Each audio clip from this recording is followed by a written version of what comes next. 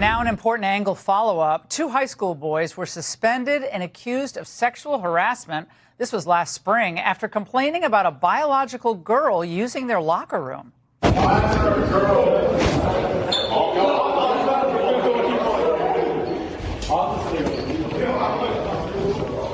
so uncomfortable with a girl. Nah, female, bro. Get out of here. Okay, sorry, but that's a normal reaction. It's just normal.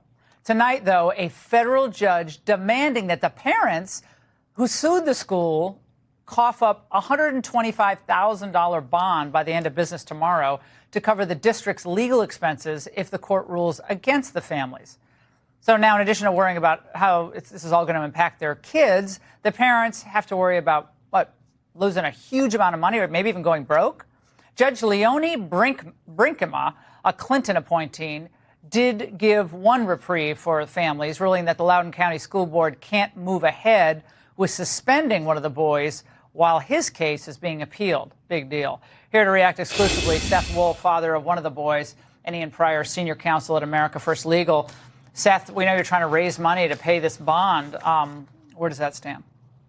It's slow and steady, but we're trying to get into this fight and do the best we can. So we've set up some donation page, and we're just hoping that we can get the community to stand behind us because it's almost impossible to raise this money in the amount of time that they've given us. Okay, well, I'll post it on Instagram. We got about 5.3 million people on Instagram or Twitter, excuse me, and then I'll post it on Instagram as well.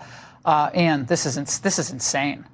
Yeah, well, it's certainly a highly unusual ruling here. I mean, the good news is, as you said, that this will not be on their record and they will not be suspended while the case is proceeding through court. But look, the bottom line here is this is not Title IX. Title IX is sexual harassment. We all know what sexual harassment is.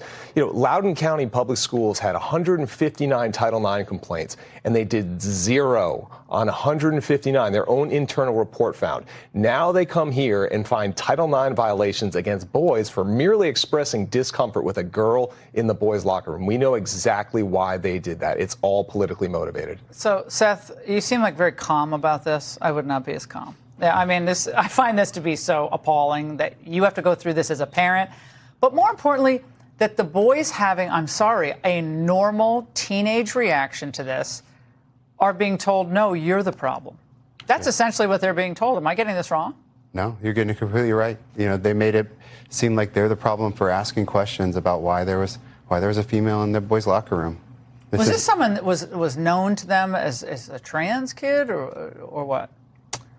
They were never explained or taught by any administration how to gender or to call this student. So to all their knowledge, this seemed to be a female student in their locker room. So parents who aren't privy to this information about how this individual student wanted to be referenced or the new rules of trans in locker rooms, these kids don't know which way to turn. And to me, the lawsuit that should be successful is going against this school board in the end.